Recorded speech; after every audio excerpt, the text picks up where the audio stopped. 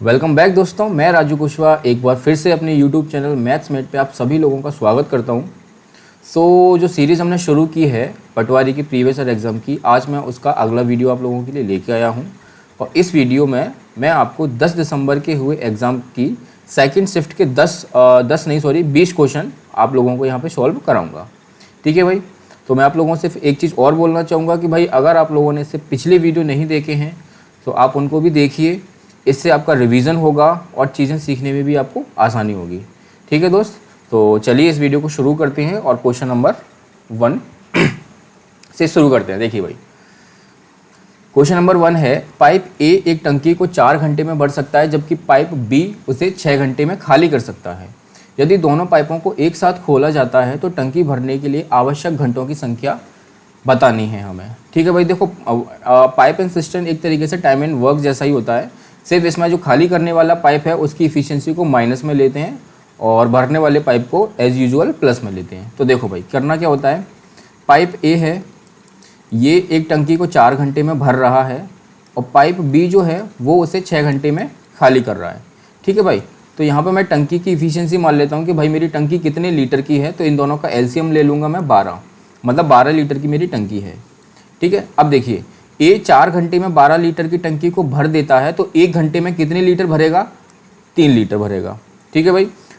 अगर B 12 litre की टंकी को 6 घंटे में खाली कर देता है तो 1 घंटे में कितना खाली कर रहा होगा भाई, आप बोलेंगे 2 लीटर खाली कर रहा होगा। ठीक है भाई। अब यहाँ से देखिए जरा, दोनों को एक साथ खोला जाता है, दोनों को एक साथ खोला मैंने, तो ये 3 भरेगा और ये 2 खाली कर देगा। ठीक है। तो 1 घंटे में सिर्फ 1 लीटर पानी ही आपका जा पाएगा। ठीक है। जैसे ही इसने 3 भरा और वो नीचे से 2 लीटर खाली कर देगा तो 1 घंटे में सिर्फ 1 लीटर ही पानी जाएगा। ठीक है। और टंकी को भरने में कितने घंटे लगेंगे, तो देखो भाई 1 घंटे में अगर 1 लीटर पानी ही जा रहा है तो टंकी मेरी 12 लीटर की है और 1 घंटे में 1 लीटर पानी जा रहा है तो 12 घंटे ही आपको इसके लगेंगे टंकी को पूरा भरने में। ठीक है भाई। बहुत ही ईजी क्वेश्चन था, बेसिक सा क्वेश्चन था और कुछ नहीं था इस क्वेश्चन के अंदर। देखिए क्वेश्चन नंबर 2 देखिए भाई। देखिए सेम क्वेश्चन, बिल्कुल सेम टू सेम क्वेश्चन आपको फर्स्ट शिफ्ट में भी देखने को मिला था, है ना। आपको वहाँ पे भी आपको क्या निकालना था, रिमाइंडर निकालना था। ऐसी इक्वेशन दे रखी थी और आपको कुछ डिवाइड करने को बोला था और रिमाइंडर निकालना। बिल्कुल सेम टू सेम क्वेश्चन है। अब देखिए, अगर आपने वो वीडियो देखा होगा तो आपको एक क्वेश्चन करना बिल्कुल आ जाएगा, लेकिन जिन भाइयों ने भी नहीं देखा है तो देख लीजिए जरा। देखिए इक्वेशन क्या दे रखी है, 6x⁵ minus 24x³ minus 5x plus 6। इसको मुझे डिवाइड करना है x प्लस 6 से और आपको रिमाइंडर बताना है। तो देखो भाई, मैंने आपको बता रखा है कि जब भी रिमाइंडर बताना हो तो इस x प्लस 6 को रखो 0, सॉरी x प्लस 2 है, x प्लस 2 को रखो 0 के इक्वल और यहाँ से x की वैल्यू निकालो जो कि आगे मेरी -2। अब कुछ नहीं करना, इस x की वैल्यू को इस इक्वेशन में पुट कर देना है। पुट कर दो भाई। तो देखो 6 माइनस 2⁵ हो जाएगा, -24 और ये -2 का क्यूब हो जाएगा, -5 इंटू -2 प्लस 6। ठीक है भाई। देखिए ये हो जाएगा 6 इंटू -32। ठीक है। -32 क्यों हुआ, क्योंकि माइनस की पावर कितनी है, ऑड है, और जब भी ऑड पावर होती है तो आंसर माइनस में आता है। और यहाँ पे भी -24 इंटू माइनस का 8 होगा, ये माइनस प्लस हो जाएगा, प्लस का 10 और प्लस 6। ठीक है भाई। अब देखिए जब मैं इनका मल्टीप्लाई करूँगा तो ये कितना हो जाएगा, 180 और 12 192 माइनस का, और यहाँ पे ये भी माइनस और ये भी माइनस, तो ये प्लस का 24 × 8 192 ये भी होता है। ठीक है। और ये 10 और 6 16 हो जाएगा। ये प्लस के 192 से 192 ये माइनस वाला चला जाएगा और बचेगा 6। तो ये जो 6 आया है वही यही आपका रिमाइंडर है। ठीक है भाई। तो ऑप्शन नंबर 3 ये आपका राइट आंसर हो जाएगा। चलिए क्वेश्चन नंबर 3 देखिए भाई। बहुत ही इजी क्वेश्चन है, आप लोगों को सिर्फ ये अंडर रूट से बाहर निकालना आना चाहिए, और मैं आपको बता भी चुका हूँ अंडर रूट से बाहर निकालने के लिए क्या करते हैं, 2 के पेयर बनाते हैं और जितने भी पेयर बनते हैं उसका एक बाहर ले लेते हैं। जैसे देखिए इस क्वेश्चन में को करेंगे तो देखो √15 को मैं क्या लिखूंगा, 3 × 5 लिख सकता हूँ। आप लिख लो, लेकिन इसका कोई मतलब नहीं है क्योंकि इसमें ना 3 का कोई पेयर है ना 5 का कोई पेयर है, तो इसमें तो कुछ बाहर निकलने वाला नहीं है। लेकिन √20 को मैं क्या लिख सकता हूँ, 2 इंटू 2 इंटू 5 लिख सकता हूँ। अब देखिए यहाँ से 2 का पेयर बन गया ना एक, तो इस 2 के पेयर से एक 2 बाहर आ जाएगा, तो 2 बाहर आ जाएगा, ये पेयर का एक 2 बाहर आ जाएगा और बचेगा अंदर 5, और ये अंडर का 3 इंटू 5 ही रहेगा। ठीक है भाई। अब देखो 2 तो बाहर है, ये अंडर वाली वैल्यू का आपस में मल्टीप्लाई कर दूंगा मैं, सो 3 इंटू 5 और इंटू ये वाला 5, मतलब अंडर के अंदर इन तीनों वैल्यू को मैं एक साथ मल्टीप्लाई में ले आया। ठीक है भाई। अब देखो यहाँ से एक 5 का पेयर बन गया, तो यहाँ से 5 बाहर आ जाएगा, 2 इंटू 5 बाहर आ गया, और अंडर के अंदर मेरा बचा 3, 5 2 हो गया 10 और अंडर 3, यही आपका आंसर है। ठीक है भाई, ऑप्शन नंबर 2। बहुत ही ईजी क्वेश्चन था। चलिए क्वेश्चन नंबर 4, जैसा हमने उसमें किया था, अंडर इन दोनों वैल्यू को मैं, ये देखो भाई यहाँ पे स्टार का मतलब है मल्टीप्लाई, ठीक है, इन दोनों का मल्टीप्लाई हो रहा है। तो देखो यहाँ पे √2 का जब √18 से मल्टीप्लाई करूँगा तो √36 आ जाएगा, और 36 किसका स्क्वायर होता है, 6 का। ठीक है भाई। चलिए क्वेश्चन नंबर 5, 441 का वर्गमूल पूछा है भाई आपसे। आपको स्क्वायर याद होनी चाहिए, मैंने आपको पहले भी बोला था, एटलीस्ट आपको 30 तक तो स्क्वायर याद होनी चाहिए। तो 441 डायरेक्टली अगर आपको याद है तो 21 का लगा सकते हो, लेकिन आपको अगर नहीं याद है तो भाई इसके वही कीजिए, 441 के प्राइम फैक्टर कीजिए, 441 को 3 से काटिए, 3 एकम 3, और ये कितना हो जाएगा 1, 3 चौक 12 और 3 सत्ते 21। ठीक है, फिर से देखिए 3 चौक 12, 3 9 में 27, 7 से काटूंगा 7 बार, 7 से काटूंगा एक बार, और देखिए 3 का एक पेयर ये बना और 7 का, तो 3 इंटू 7 मतलब 21 का ये स्क्वायर होता है। ठीक है भाई। चलिए क्वेश्चन नंबर 6 देखिए। क्वेश्चन नंबर 6 बहुत ही इजी क्वेश्चन है भाई, आप लोगों को ऐसे क्वेश्चन आने चाहिए, आप खुद कीजिएगा इस क्वेश्चन को, मैं नहीं कराऊंगा। मैं जाऊंगा क्वेश्चन नंबर 7 पे। देखिए भाई अच्छा क्वेश्चन है, इसके पीछे जो कंसेप्ट है वो मैं आपको बता चुका हूँ। कंसेप्ट क्या है मैं आपको फिर से एक बार थोड़ा सा रिवाइज करा देता हूँ।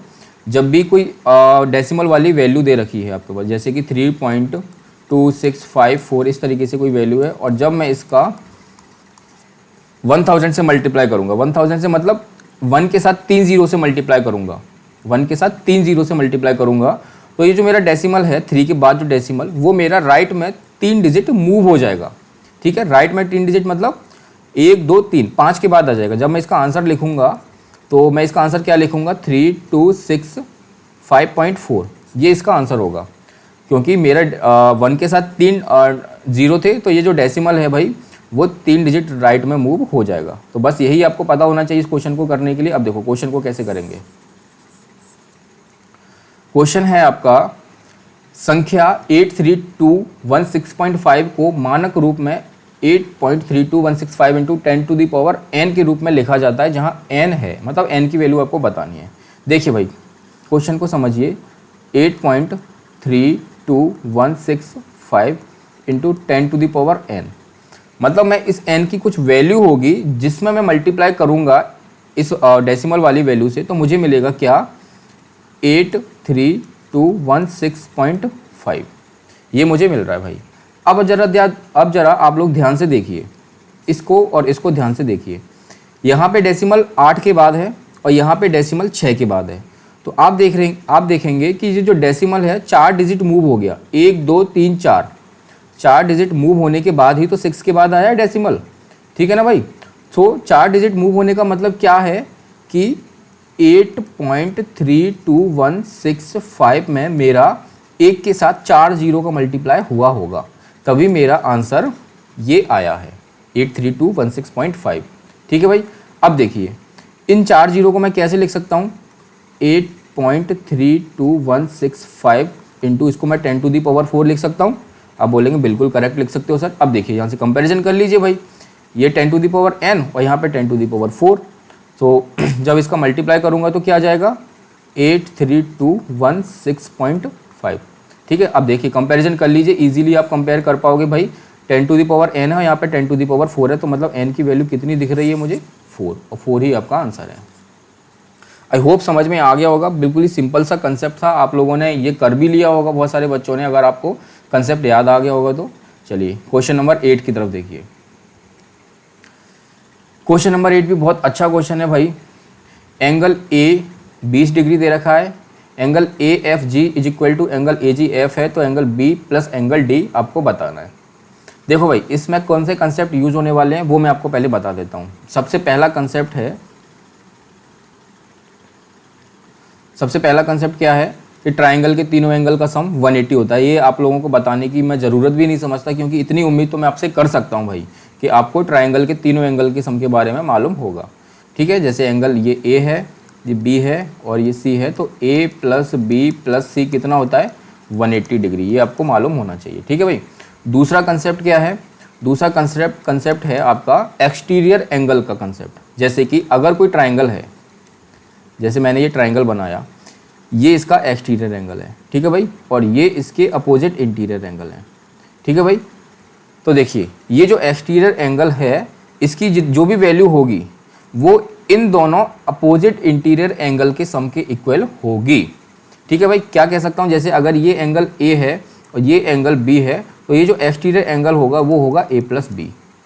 ये एक्सटीरियर एंगल इधर भी हो सकता है, जैसे अगर मैं इस ट्राइंगल को ऐसे बना दूँ, इस तरीके से बना दूँ, तो ये एंगल ए है और ये एंगल बी है और ये इसका एक्सटीरियर एंगल है ए प्लस बी। ठीक है, तो ये एक्सटीरियर एंगल कहीं पे भी हो सकता है। सिर्फ आपको ये ध्यान रखना है कि एक्सटीरियर एंगल जो है उसके अपोजिट इंटीरियर एंगल का सम और उस एक्सटीरियर एंगल की वैल्यू दोनों बराबर होंगे। ठीक है, तो ये दो कॉन्सेप्ट हैं जो इसमें यूज होने वाले हैं। ठीक है भाई, अब देखिए ज़रा मैं इसको इस तरीके से यहाँ पे मैं इसको सॉल्व करूँगा।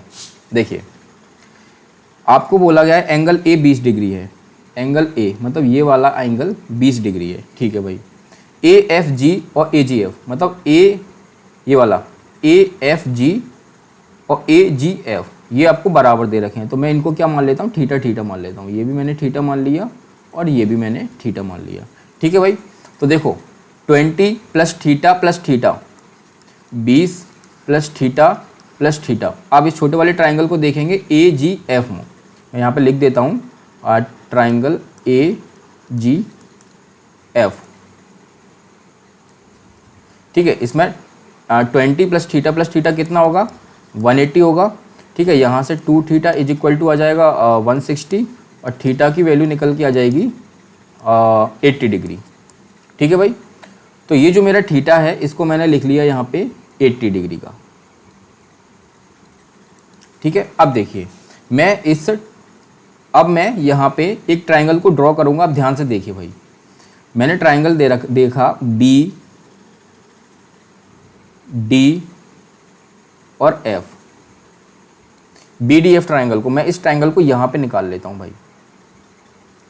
ठीक है, इस ट्राइंगल को मैंने यहाँ पे निकाल लिया। ये है बी और ये है डी और ये है एफ। ठीक है, इसमें इसका ये जो एक्सटीरियर एंगल है ये दे रखा है आपको कितना 80 degree.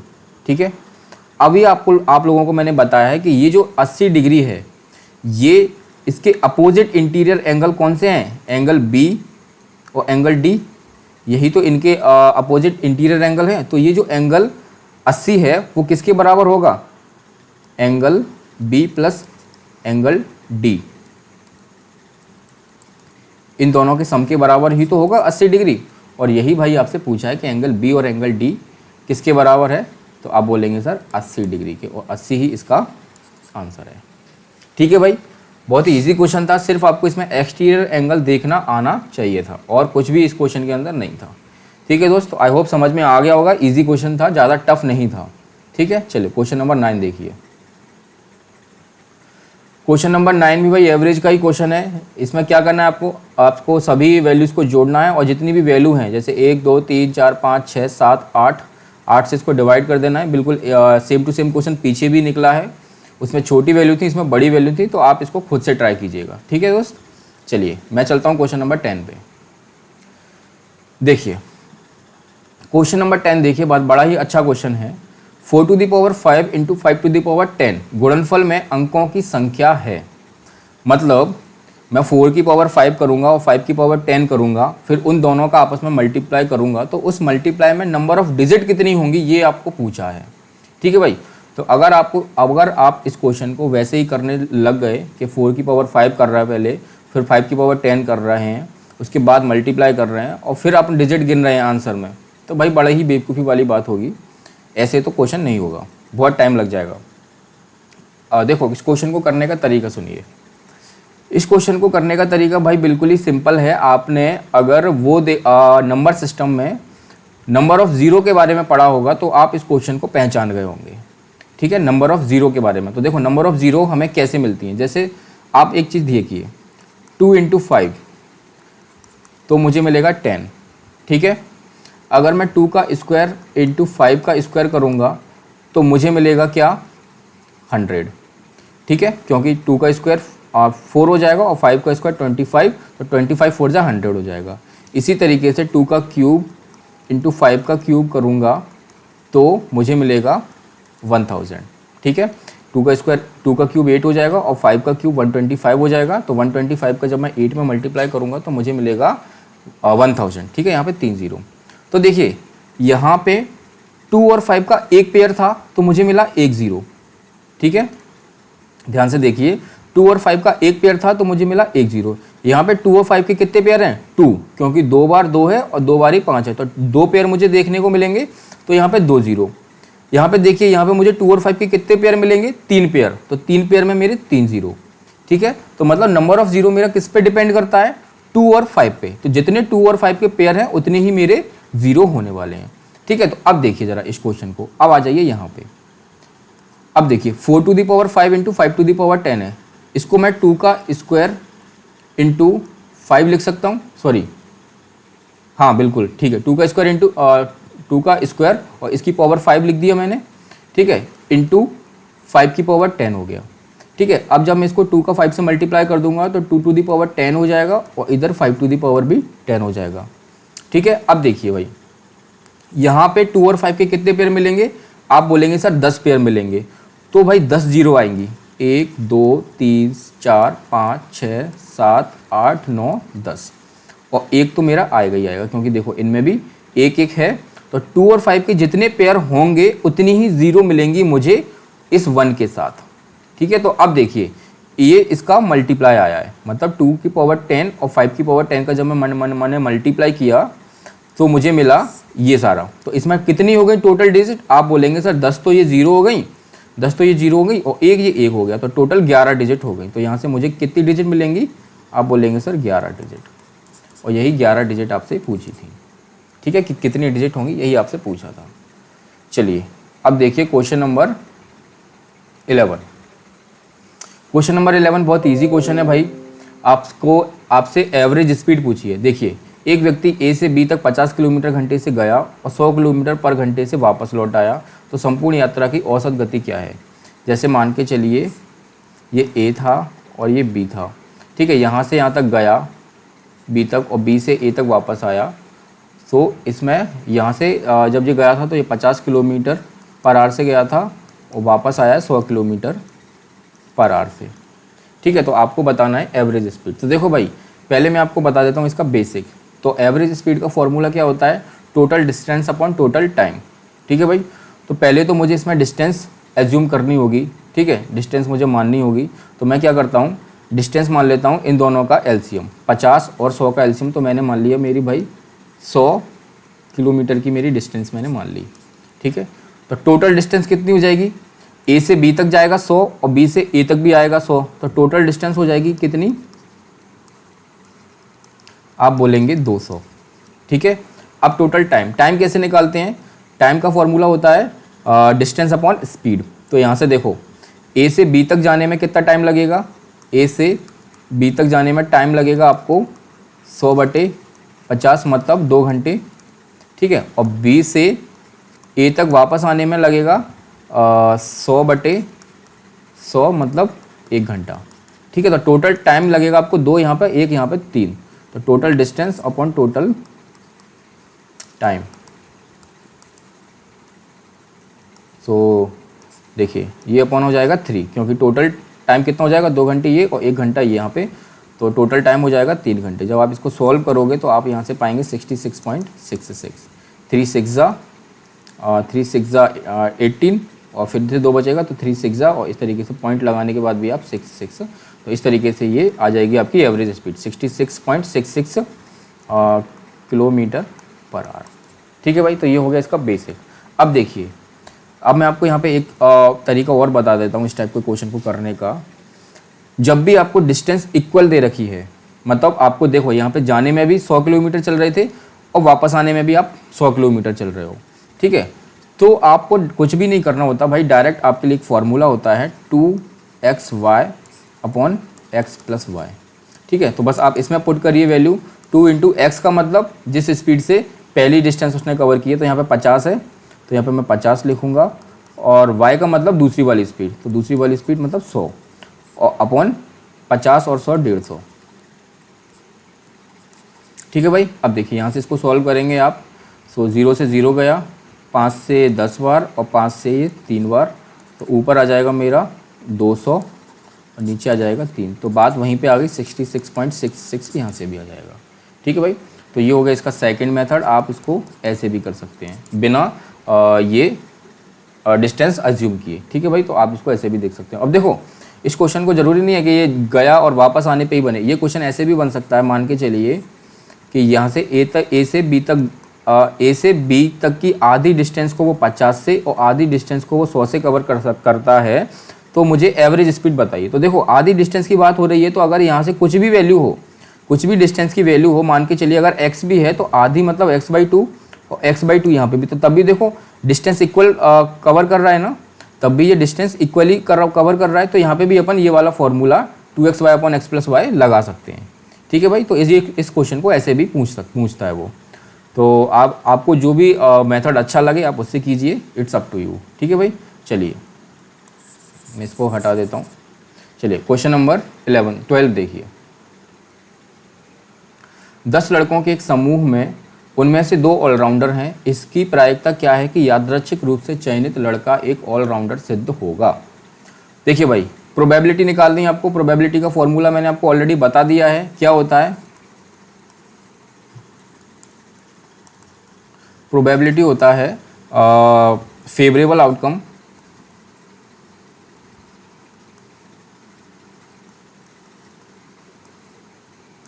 Upon total number of outcome,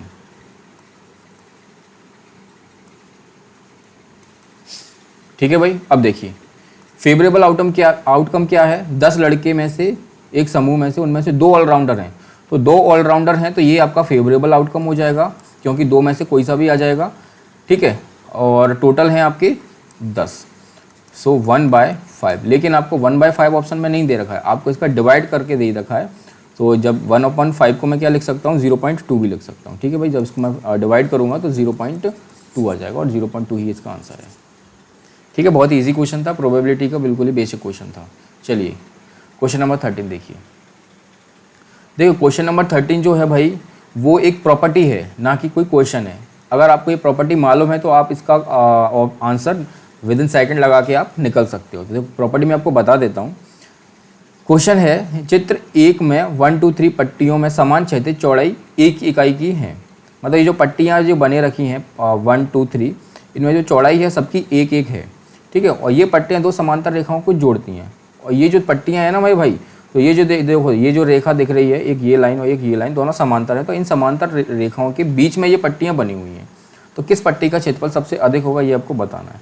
तो मैं आपको बता देता हूँ भाई, जब भी समांतर रेखाओं के बीच कोई आकृति बनी है और उनकी चौड़ाइयाँ बराबर हैं, जैसे यहाँ पे चौड़ाई बराबर है ए, इसकी भी चौड़ाई बराबर है ए, ये भी चौड़ाई बराबर है ए, और सेम फिगर होता है। सेम फिगर का मतलब ये देखो यहाँ पे क्या है, चतुर्भुज है, ये भी चतुर्भुज है और ये भी चतुर्भुज ही है एक तरीके से। देखिए यहाँ से अगर मैं इसको कर दूं, यहाँ पे एक चतुर्भुज ये है और एक चतुर्भुज ये है, ये दोनों लेकिन चतुर्भुज हैं इस पैरेलल लाइन के बीच में ही। तो समान आकृतियों के क्षेत्रफल समांतर रेखाओं के बीच बराबर होते हैं, ये आपकी प्रॉपर्टी कहती है, ठीक है। आप इसको सिद्ध भी कर सकते हो, आप इसको वेरीफाई भी कर सकते हो, ठीक है। तो सबसे पहले तो मैं आंसर लगा दूंगा इसका, क्योंकि मुझे प्रॉपर्टी मालूम है। मैंने बोल दिया कि भाई सब भी समांतर रेखाएं दे रखी होती हैं और उनके बीच सेम बेस के या सेम चौड़ाई के फिगर दे रखे हों, सेम फिगर, जैसे कि ये चतुर्भुज, ये भी चतुर्भुज और ये भी चतुर्भुज, तो मुझे क्षेत्रफल इक्वल मिलेगा, ये मुझे पता है। तो आंसर तो मेरा हो गया ये, ठीक है भाई। अब देखो इसको वेरीफाई करते हैं। वेरीफाई करने के लिए मैं क्या करता हूँ, ये जो लेंथ है इसको मान लेता हूँ, मतलब समांतर चौड़ाइयों के समांतर जो रेखा है इनके बीच की जो डिस्टेंस है उसको मैंने मान लिया कितना, आप मान लेते हैं 4, ठीक है भाई। और ए की वैल्यू को मैंने मान लिया 2, ठीक है भाई। तो देखो ये तो डायरेक्ट आयत जैसा दिख रहा है, आयत ही है, बिल्कुल स्ट्रेट है। सो आयत का क्षेत्रफल क्या होता है, लंबाई गुणा चौड़ाई, तो 4 × 2, तो इसका क्षेत्रफल कितना आ जाएगा भाई, 8 आ जाएगा, ठीक है भाई। अब देखिए, अब ये देखिए, ये है आपका एक समांतर चतुर्भुज, समांतर चतुर्भुज दिख रहा है। और समांतर चतुर्भुज का क्षेत्रफल क्या होता है, समांतर चतुर्भुज का क्षेत्रफल होता है बेस इंटू हाइट, ठीक है। तो यहाँ पे मैंने ए की वैल्यू 2 मानी है ना, तो देखो इसका बेस कितना है, आप बोलेंगे 2, और हाइट कितनी है, हाइट मेरे भाई कभी भी ऐसे तिरछी नहीं नापी जाएगी। आप सोचो कि हाइट को मैं ऐसे तिरछा नापूं तो तिरछी नहीं होती हाइट, हाइट हमेशा स्ट्रेट नापी जाती है। तो देखो स्ट्रेट तो 4 ही है ना, तो यहाँ से यहाँ तक की डिस्टेंस भी 4 है, तो यहाँ से हाइट भी मुझे 4 मिली, तो इसका एरिया भी कितना आया, 8 आया, ठीक है। इन दोनों का एरिया सेम हो गया। अब देखते हैं इसको, तो देखो भाई यहाँ पे भी 2 समांतर चतुर्भुज आपको दिख रहे हैं। 2 समांतर कौन से, एक ये वाला और एक नीचे ये वाला, ठीक है। अब देखिए ये 2 है, ठीक है, ये भी 2 होगा। सो अब मैं मान लेता हूँ थोड़ी देर के लिए कि ये बीच में से इसको काट रही है लाइन। तो ये जो 4 डिस्टेंस थी, दोनों पैरेलल लाइन के बीच की जो डिस्टेंस थी 4, तो मैं इसको 2 में बांट देता हूँ। तो यहाँ से यहाँ तक की 2, ठीक है भाई, और यहाँ से यहाँ तक की भी 2, ठीक है। अब देखो सबसे पहले मैं निकालता हूँ इस ऊपर वाले समांतर चतुर्भुज का एरिया, ठीक है। तो देखो कैसे निकालूंगा, बेस इंटू हाइट करूँगा तो 2 × 2 हो जाएगा, क्योंकि हाइट 2 और बेस भी 2, तो 4 हो गया, ठीक है। अब देखिए इसको, तो इसका बेस भी मेरा 2 ही है, ठीक है, ये भी 2 ही है ना भाई, क्योंकि सब कुछ ए दे रखा है ना, तो ए की वैल्यू 2 मानिए, तो इसका बेस हो गया 2 और हाइट इसकी भी 2 बची, तो ये भी हो गया 4। तो जब मैं इस पूरे फिगर का निकालूंगा यहाँ से यहाँ तक का, तो 4 ये 4 है 8, तो देखा आपने 8, यहाँ पे भी 8 मिला, यहाँ पे भी 8 मिला और यहाँ पे भी 8 मिला, तो ये मैंने कर दिया इसको वेरीफाई। तो आप लोगों को यहाँ से समझ में आ गया होगा। आप डायरेक्ट प्रॉपर्टी याद रखिए भाई कि समांतर रेखाओं के बीच अगर सेम चौड़ाई के या सेम बेस के कोई भी फिगर हो, लेकिन फिगर सेम होना चाहिए। फिगर सेम का मतलब ये है कि ये चतुर्भुज है तो ये भी चतुर्भुज होना चाहिए और ये भी चतुर्भुज होने चाहिए, तो आपको एरिया मिलेगा इक्वल, ठीक है दोस्त। सो आई होप समझ में आ गया होगा, कुछ नहीं था, सिर्फ और सिर्फ प्रॉपर्टी थी। चलिए क्वेश्चन नंबर 14 देखिए। 14 बड़ा ही ईजी क्वेश्चन है भाई।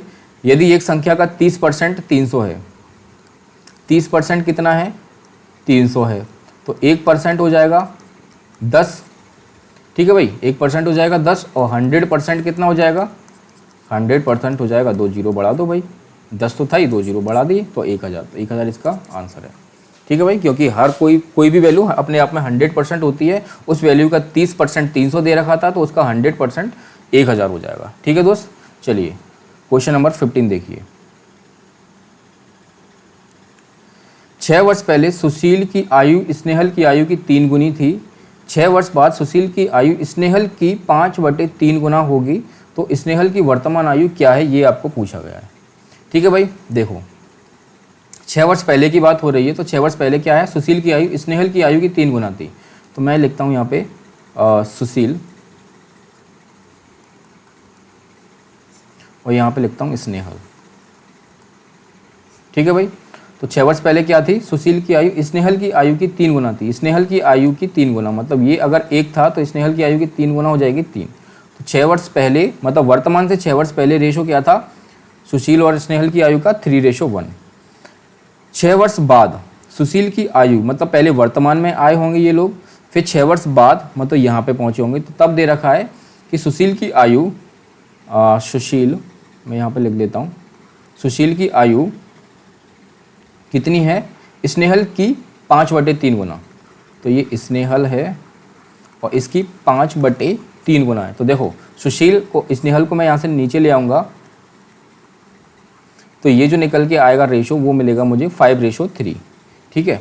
तो यहाँ पे सुशील का 5, सुशील की आयु 5 है 6 वर्ष बाद, और स्नेहल की है 3, तो मुझे एक रेशो मुझे मिल गया ये। अब देखिए इस रेशो में कितने का गैप है, आप बोलेंगे सर 2 यूनिट का, ठीक है। अब क्वेश्चन के अंदर गैप देखिए भाई, ये 6 वर्ष पहले था, तो मतलब प्रेजेंट में आने के लिए इनको +6 करना पड़ेगा, और इस प्रेजेंट से 6 वर्ष बाद और ये गए, तो 6 यहाँ पे ऐड करना पड़ेगा। तो टोटल जो गैप आया मुझे मिला 12 का, ठीक है। तो इस 2 यूनिट की वैल्यू कितनी है, इसको ऐसे लिख देता हूँ, यहाँ पे ये जो 2 यूनिट की वैल्यू है वो मुझे दे रखी है 12, ठीक है। यहाँ पे कितने का गैप है, 2 का। तो 2 यूनिट की वैल्यू 12 दे रखी है, 1 यूनिट की वैल्यू आ जाएगी 6। आपसे पूछी है क्या, स्नेहल की वर्तमान आयु। तो स्नेहल की वर्तमान आयु अभी नहीं निकाल सकते, स्नेहल की पहले निकालेंगे अपन 6 वर्ष बाद वर्तमान से। तो जब मैं इसमें 6 का मल्टीप्लाई करूँगा तो ये आ जाएगा 18। तो ये जो 18 है शायद आपको नहीं दिख रहा होगा, देखो जब मैं इसमें 6 का मल्टीप्लाई करूँगा तो ये आ जाएगा 18, ठीक है। तो 18 जी कब है, ये है वर्तमान से 6 वर्ष बाद।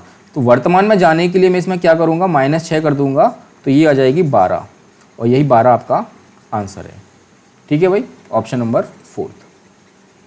चलिए क्वेश्चन नंबर 16 देखिए भाई। एक शहर की जनसंख्या 15 और कितनी जीरो हैं भाई, 5 जीरो हैं ये थी। यदि यह प्रथम वर्ष के दौरान 10% से बढ़ जाती है, द्वितीय वर्ष में 20% से घट जाती है और तृतीय वर्ष में 30% से बढ़ जाती है, तो 3 वर्ष पश्चात जनसंख्या क्या होगी। ठीक है भाई, मतलब पहले जनसंख्या आपको इतनी दे रखी थी, पहली जनसंख्या कितनी देखिए आपको, 15 के साथ 5 जीरो लगी हुई हैं भाई, 1 2 3 चलो हाँ 5 ही हैं। फिर क्या हुआ, 10% बढ़ गई। 10% की फ्रैक्शन वैल्यू अगर मैं देखूंगा तो ये हो जाएगा 1/10, तो मतलब 10 थी तो 1 बढ़ के 11 हो गई, मतलब पहली साल क्या हुआ 10 से हो गई 11, ठीक है भाई। दूसरी वर्ष 20% से घट जाती है, 20% की फ्रैक्शन वैल्यू होती है 1/5, मतलब पहले 5 थी तो 1 घट के 4 हो गई, तो 5 से हो गई 4, ठीक है भाई। तृतीय वर्ष में 30% बढ़ जाती है, 30% की फ्रैक्शन वैल्यू होती है 3/10, मतलब अगर 10 थी 3 बढ़ के 13 हो गई, मतलब 10 से हो गई 13, ठीक है भाई। ये फर्स्ट ईयर था, ये सेकंड था और ये था थर्ड, ठीक है। मल्टीप्लाई कर दो सबका भाई, तो ये हो जाएगा 500 और ये हो जाएगा 11 × 4 × 13। मैंने इनका मल्टीप्लाई क्यों नहीं किया, क्योंकि मैं इस क्वेश्चन को ऑप्शन की हेल्प से करने वाला हूँ भाई। देखो मुझे पता है कि जो भी आंसर होगा वो मेरा होगा 11, 4 और 13 तीनों का इनका कोई ना कोई मल्टीपल होगा, ठीक है भाई। तो देखो सबसे पहले मैं देखता हूँ 13, तो 13 का मल्टीपल इनमें से कौन से हैं वो देख लीजिए भाई। 13 का मल्टीपल क्या ये है, 13 एकम 13 कितना बचेगा, 4 बचेगा, 13 × 39, 2 13 दूनी 26। हाँ भाई ये ऑप्शन मेरा हो सकता है, ये आंसर हो सकता है। देखो 13 एकम 13, 4 बचेगा, ये ऑप्शन मेरा 13 से डिविजिबल नहीं है, तो ये ऑप्शन भी मेरा आंसर नहीं होगा। 13 एकम 13 और 3 बचेगा, तो ये ऑप्शन भी मेरा 13 से डिविजिबल नहीं है, तो ये भी आंसर नहीं होगा। और क्या ये 13 से डिविजिबल है, कि ये भी नहीं है, तो ऑप्शन आंसर मेरा ये भी नहीं होगा। तो सिर्फ और सिर्फ मुझे क्या देखा, ऑप्शन नंबर 1, और यही मेरा आंसर है, ठीक है भाई। क्या और कोई ऑप्शन 13 से डिविजिबल है, देखो भाई एक बार और चेक कर लो। इसके अलावा मुझे कोई भी नहीं मिला। 13 एकम 13, 4 बचा, ये भी नहीं है। 13 एकम 13, 3 बचा, ये भी नहीं है, और ये तो है ही नहीं। तो ऑप्शन नंबर 1 सिर्फ और सिर्फ आपका 13 से डिविजिबल है और यही आपका आंसर है। तो कुछ भी आपको कैलकुलेशन करने की ज़रूरत नहीं पड़ी यहाँ पे। और अगर आपको करना है कैलकुलेशन तो देखो भाई 500 की वैल्यू आपको दे रखी है 15 और 1 2 3 4 5, ठीक है। आप यहाँ से 1 यूनिट की वैल्यू निकालेंगे तो 2 जीरो से ये 2 जीरो कटेंगी और 5 से ये कटेगा 3 और 1 2 3, मतलब 1 यूनिट की वैल्यू 3000 आ गई। इस 3000 का जब आप इसमें मल्टीप्लाई करोगे तो आपको यही मिलने वाला है, जो 171612330, यही आपको यहाँ से मिलेगा, ठीक है भाई। तो आप इसको ऐसे भी कर सकते हो, बल्कि जबकि आपको मैं जैसे मैंने बताया आपको वैसे ही सोचना है, जिससे आपका टाइम कंज्यूम कम होगा और आप बिना कैलकुलेशन किए आगे बढ़ जाएंगे, ठीक है दोस्त। चलिए क्वेश्चन नंबर 17 देखिए। क्वेश्चन नंबर 17 क्या है, x² - 12x + 36 किसके बराबर। भाई वही फैक्टर करने हैं आपको। अगर आपको फॉर्मूला याद हो a + b के होल स्क्वायर का, तो बाय ऑप्शन इसको वैसे भी कर सकते हो।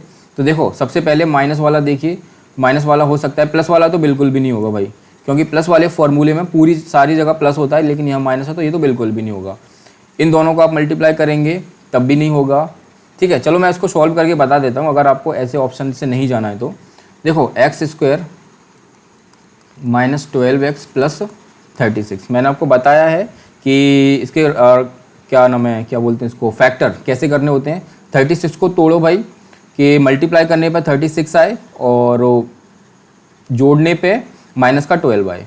तो देखो 6 × 6 अगर मैं करूँगा तो मुझे 36 तो मिल जाएगा, और 6 को और 6 को जोड़ूंगा तो मुझे 12 भी मिल जाएगा, लेकिन मुझे चाहिए माइनस का 12, मुझे जोड़ने पे माइनस का 12 चाहिए, है ना। देखो यहाँ पे माइनस का 12 है ना भाई, ये मुझे माइनस का 12 चाहिए। तो मैं क्या करता हूँ, मैं दोनों जगह माइनस लगा देता हूँ। तो माइनस का माइनस में मल्टीप्लाई करूँगा तो मुझे प्लस का 36 भी मिल जाएगा, और माइनस माइनस को जब मैं जोड़ूंगा तो मुझे माइनस का 12 भी मिल जाएगा। ठीक है भाई, तो बस इसको 6 और 6 में तोड़ देते हैं। तो x square minus 6x minus 6x plus 36, ठीक है। x इसमें से कॉमन लूँगा x, तो x माइनस 6 बचेगा, यहाँ से माइनस 6 कॉमन लूँगा तो ये भी x माइनस 6 बचेगा, यहाँ से फिर से x माइनस 6 कॉमन आ जाएगा, और ये भी x माइनस 6 ही बचेगा। x minus 6 x minus 6 x minus 6 का होल स्क्वायर हो जाएगा, और यही आपका आंसर है, ऑप्शन नंबर 1। ठीक है भाई, बहुत इजी क्वेश्चन था। क्वेश्चन नंबर 18 देखिए, 6x square plus 1 is equal to 13 के मूल बताने हैं भाई। मूल बताने हैं, मूल बताने के लिए आपको पहले फैक्टर निकालने होंगे, और फैक्टर निकालने के बाद उनको आप 0 के इक्वल रख के वहाँ से आप x की दोनों वैल्यू निकालिएगा, वो दोनों वैल्यू ही आपके मूल होते हैं, वही आपके रूट्स होते हैं। ठीक है भाई, देखो सबसे पहले मैं इसको सिंप्लीफाई कर लेता हूँ। तो 6x स्क्वायर प्लस 6 माइनस का 13x इज इक्वल टू 0। इस 13x को मैं इधर ले आया, मैंने डायरेक्टली इज इक्वल टू 0 कर दिया। ठीक है, इसको मैं सिंपली और ठीक से लिख लेता हूँ, 6x square minus 13x plus 6 is equal to 0। अब वही वाली बात आ गई, देखो यहाँ पे भी आपको क्या करना है, फैक्टर करना है। तो फैक्टर करने के लिए आपको देखो 6 इंटू 6 मतलब मल्टीप्लाई मुझे चाहिए क्या, 36, और प्लस चाहिए मुझे माइनस का 13 चाहिए। अब देखो यहाँ पे मैं 36 क्यों कह रहा हूँ, क्योंकि भाई पिछला क्वेश्चन जो था उसमें यहाँ पे एक्स स्क्वायर का कोई मल्टीपल नहीं था, सॉरी एक्स स्क्वायर का कोई कोफिशिएंट नहीं था, एक्स स्क्वायर का कोई गुणांक नहीं था, वहाँ पे सिर्फ और सिर्फ एक गुणांक था। जबकि हम हमेशा यही देखते हैं कि यहाँ पे जो एक्स स्क्वायर का गुणांक होता है उसका इससे मल्टीप्लाई करने के बाद हम चीज़ों को सोचते हैं। जैसे एक्स के स्क्वायर का यहाँ पे गुणांक क्या है, 6 है, तो 6 का 6 में मल्टीप्लाई किया तो मुझे 36 मिला। तो 36 को मुझे ऐसे तोड़ना है कि मल्टीप्लाई मुझे 36 मिले और गुणा कर प्लस करने पे मुझे माइनस का 13 मिले। तो देखो मैं क्या करता हूँ, 9 इंटू 4 में तोड़ता हूँ। तो 9 4 जा 36 होता है, और 9 और 4 13 भी होता है। लेकिन मुझे चाहिए 13 माइनस का, तो मैं क्या करता हूँ, दोनों को माइनस ले लेता हूँ। तो माइनस माइनस प्लस होके मेरा प्लस का 36 भी बन जाएगा, और माइनस माइनस को जब मैं जोड़ूंगा तो मुझे माइनस का 13 भी मिल जाएगा। ठीक है भाई, देखिए मैं लिख लेता हूँ यहाँ पे 6x स्क्वायर माइनस का 9x और माइनस का 4x plus 6 is equal to 0। मतलब मैंने इस माइनस के 13x को माइनस 9x माइनस 4x में तोड़ दिया। ठीक है भाई, अब देखो यहाँ से कॉमन ले लो भाई, यहाँ से मैं 3x कॉमन ले लूँगा इन दोनों में से, तो मुझे बचेगा 2x माइनस 3। ठीक है, यहाँ से मैं 2x कॉमन लूँगा माइनस का, तो यहाँ से बचेगा यहाँ से सिर्फ 2 कॉमन आएगा, यहाँ से 2 कॉमन आएगा तो 2x माइनस 3। ठीक है भाई, इज इक्वल टू 0। अब देखिए 2x माइनस 3 दोबारा बाहर आ जाएगा, और ये बचेगा 3x माइनस 2, ये आपका अगले ब्रैकेट में आ जाएगा, इज इक्वल टू 0। तो ये तो हो गया भाई इसके फैक्टर, लेकिन मुझे निकालने हैं रूट। तो रूट निकालने के लिए मैं पहले 2x माइनस 3 को 0 को इक्वल रखूँगा, और फिर 3x माइनस 2 को 0 को इक्वल रखूँगा। तो यहाँ से जब मैं x की वैल्यू निकालूंगा तो 3/2 आ जाएगी, और यहाँ से x की वैल्यू निकालूंगा तो 2/3 आ जाएगी। यहाँ से 3/2 और यहाँ से 2/3, तो यही दोनों आपके रूट्स हैं। ठीक है भाई, अब देखो ये आपको बिल्कुल बेसिक तरीके से बता रहा हूँ मैं, बिल्कुल फैक्टर इनको तोड़ना, बल्कि इसके बहुत सारे शॉर्टकट होते हैं, बैंकिंग में सिखाए जाते हैं। मैंने आपको पिछले भी बार बोला था कि जब भी मैं क्वाड्रेटिक इक्वेशन आपको डिटेल में पढ़ाऊंगा तब मैं आपको इसको डायरेक्टली फैक्टर करना बताऊंगा। बहुत ही ईजी होता है, बिल्कुल सेकेंडों में ये फैक्टर निकल के आ जाते हैं। ठीक है भाई, तो आप अभी ये ना सोचिएगा कि सर आप इतना बड़ा बताते हो, बड़ा कॉम्प्लिकेटेड सा बता रहे हो, लेकिन जब मैं क्वाड्रेटिक इक्वेशन का आपको पढ़ाऊँगा तब मैं आपको बहुत सारी चीज़ें इसमें बताने वाला हूँ। ठीक है, तो थोड़ा सा सब्र रखिए, अभी के लिए मैं आपको बेसिक से बता रहा हूँ। ठीक है दोस्त, सो यहाँ पे हमें रूट क्या मिले, एक 3/2 मिला और एक 2/3 मिला, ऑप्शन नंबर 4 पे जो देखने को मिलेंगे। ठीक है दोस्त, चलिए अब क्वेश्चन नंबर 19 देखिए। क्वेश्चन नंबर 19 भी बहुत ईजी क्वेश्चन है। यहाँ पे आपको 4 की डिविजिबिलिटी और 9 की डिविजिबिलिटी अगर पता है तो आप इस क्वेश्चन को सॉल्व कर जाओगे। देखिए 5 6 7 8 A 7 6, ठीक है, ये आपका डिविजिबल है 36 से, मतलब ये जो संख्या दे रखी है वो 36 से विभाज्य है, ऐसा क्वेश्चन कह रहा है। तो हमें ए की वैल्यू बतानी है। किसकी वैल्यू बतानी है? ए की। तो देखो भाई 36 से डिविजिबल है, तो 36 को मैं क्या लिख सकता हूँ? 9 इंटू 4 लिख सकता हूँ। ठीक है, ये मैंने क्या किया, इनको प्राइम नंबर में तोड़ दिया, 9 और 4 मैं लिख सकता हूँ। सॉरी, प्राइम नंबर बोल रहा हूँ, कंपोजिट नंबर में तोड़ दिया मैंने। कंपोजिट नंबर क्या होते हैं? जिनका HCF 1 होता है। तो 9 और 4, अगर ये 36 से डिविजिबल है तो ये मेरा 9 और 4 से भी डिविजिबल होगा। ठीक है भाई, 9 और 4 से डिविजिबल होगा। और 4 का डिविजिबिलिटी रूल आपको मालूम है, तो 4 डिविजिबिलिटी क्या कहती है? 4 की डिविजिबिलिटी कहती है कि मेरे लास्ट के 2 डिजिट अगर 4 से डिविजिबल हैं तो मेरी संख्या भी 4 से डिविजिबल होगी। तो देखो भाई चेक कर लेते हैं एक बार। तो 4 से जब मैं इसको काटूंगा कटेगा, हाँ 19 टाइम्स ये चला जाएगा, 70 19 टाइम जाएगा, तो ये मेरा 4 से डिविजिबल तो है। अब देखो 9 से डिविजिबल, तो 9 से डिविजिबल देख लेते हैं भाई।